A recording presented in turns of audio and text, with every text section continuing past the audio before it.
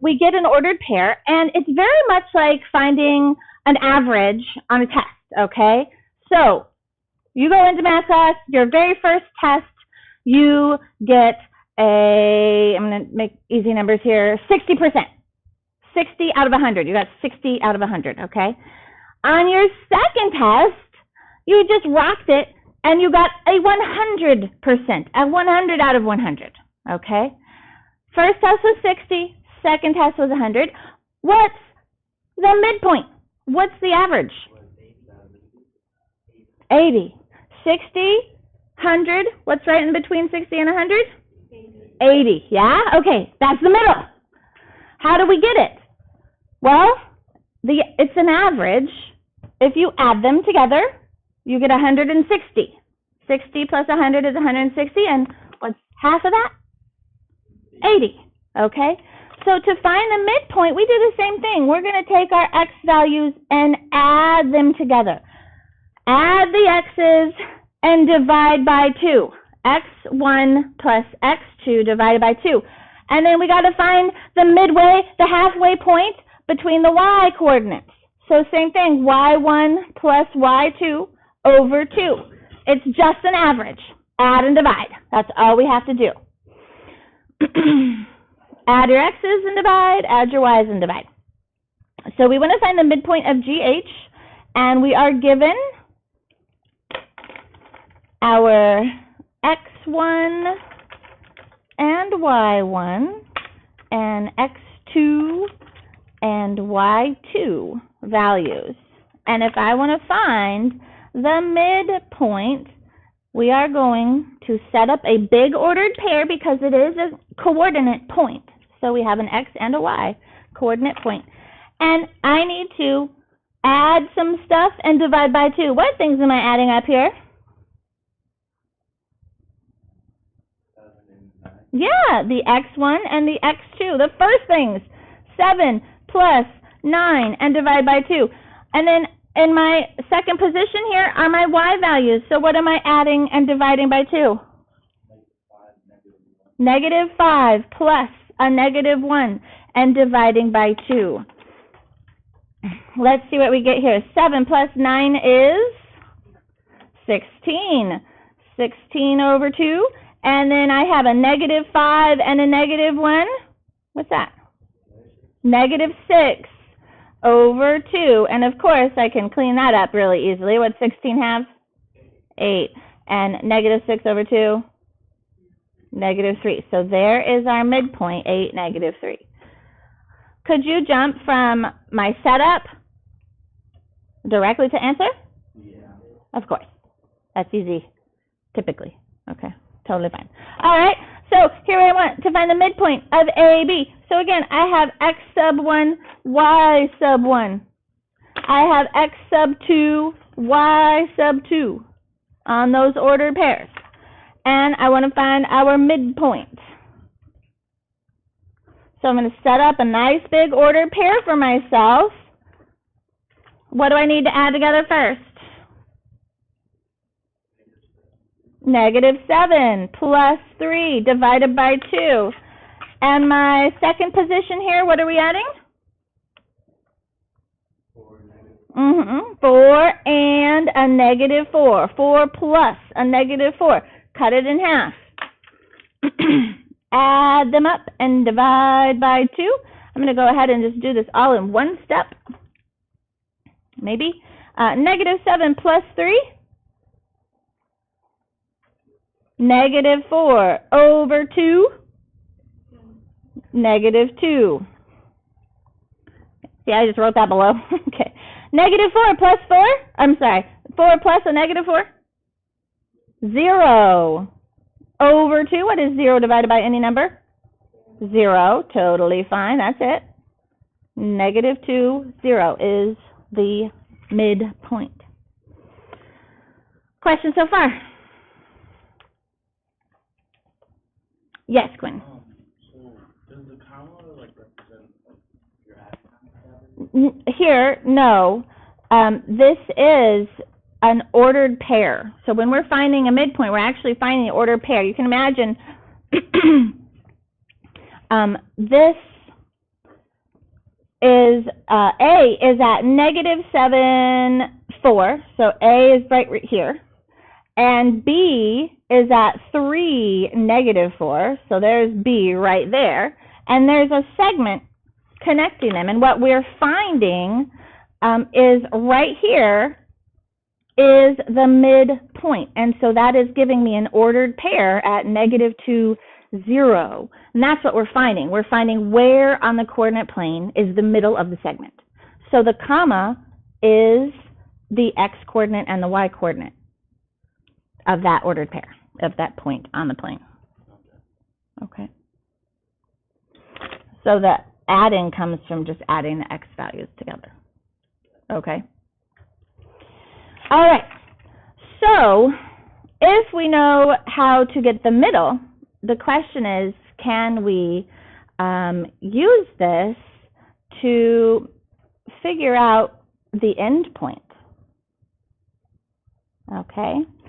So we can also do it in reverse. To find a missing end point.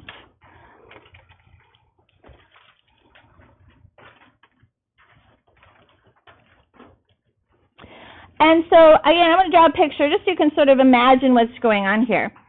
I have here on number 6, it says the coordinates of, find the coordinates of A. So we're trying to find point A if M is the midpoint of segment AB, and B has the coordinates of 3, negative 5. Well, I'm going to draw a little picture for you guys. Let's see. 1, 2, 3, 1, 2, 3, 4, 5. So here's B, pretend here. That's B. It's at 3, negative 5. And I also know my midpoint. My midpoint is negative 1, 2. Right there. That's M. The midpoint, negative 1, 2. And so I need to find the coordinates of A. Well, where's A going to be? If this is the middle of my segment, right there at M, where's A going to be? Is it going to be over here in quadrant 1? No, the segment has to continue, and it's somewhere up in this area. So this is what we're trying to find. We're trying to find an X and a Y coordinate of point A, all right? Somewhere up here, and I don't know exactly where.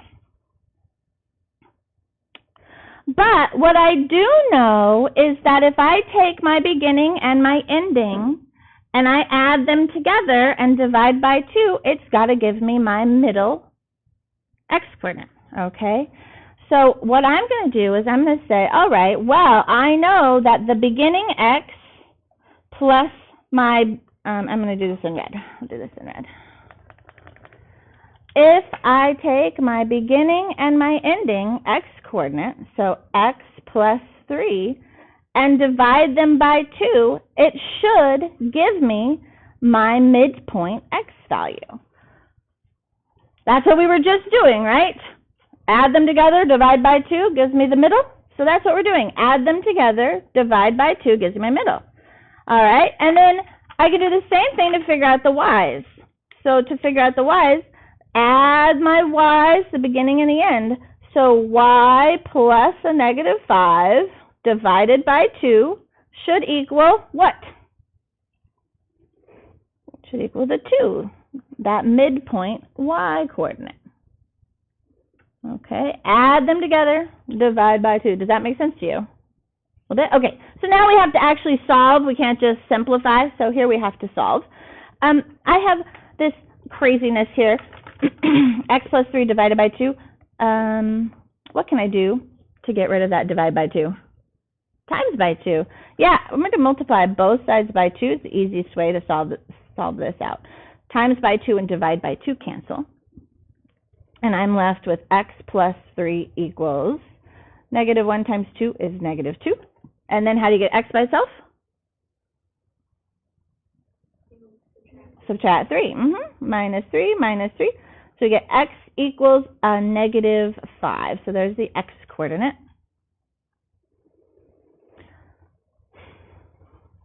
To solve for y's, what are we going to do first here? Multiply by 2. Yeah, everything is being divided by 2.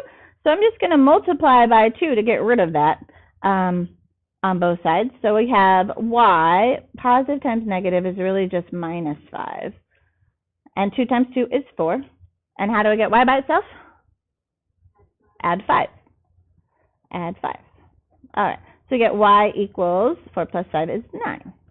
So we were to find the coordinates of A. So A is negative 5, 9. And those are the coordinates of A, the x and the y coordinates. Which it kind of looks like we're here in negative land and we're going up. So I think that's a very reasonable answer. All right. Okay.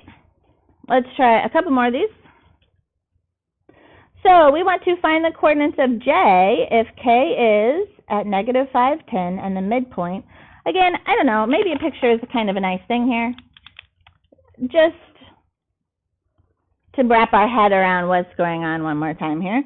We want to find the coordinates of J. K is at negative 5, 10, somewhere up here. I'm going to call that K. Negative 5, 10, left 5, up 10. And then, oh, just kidding. If K is the midpoint, so that's the midpoint of the line, and L has coordinates negative 8, 6. All right, so here we're going to call this negative 8, 6, and that is L, negative 8, 6. So we have this sort of line segment here. K is the midpoint, and we need to find J. Where is J going to be? This is one half of the line. Got to continue it out. Somewhere over here. This is J that I have to figure out where that is. So I'm going to give it an X and a Y.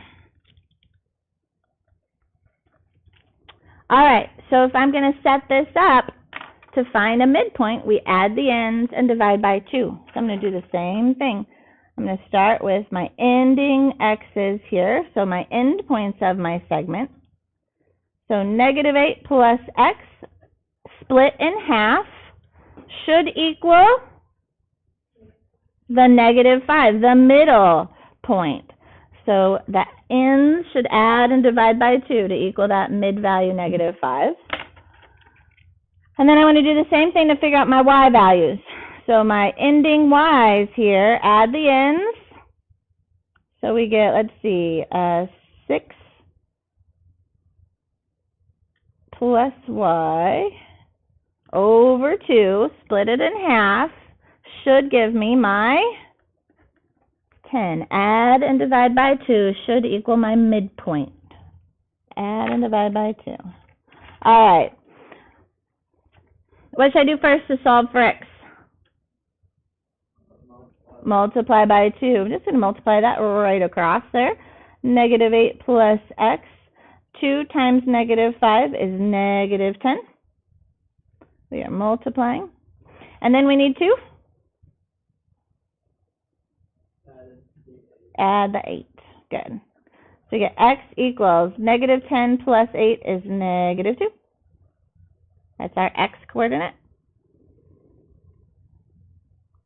Over here in green, what should we do first? Multiply that 2 to the other side. That's going to give me 6 plus y equals 20. And then subtract 6. So you get y equals 14. And so we were to find the coordinates of J. So J is at negative 2, 14.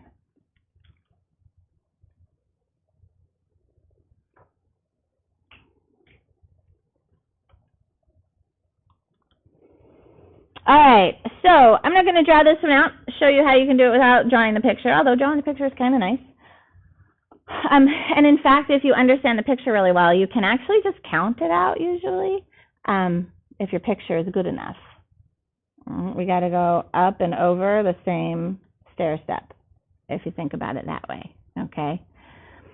But of course, if your numbers are like 100 and negative 77, you know, you wouldn't want to count big giant numbers, but if they're small enough, you can just count it out. Okay, so we want to find the coordinates of R. If Q is in the middle, and so Q is at negative 1, 3, and it's in the middle of PR. So segment PR, and P has the coordinates of 5, 6, and R is what we're trying to figure out.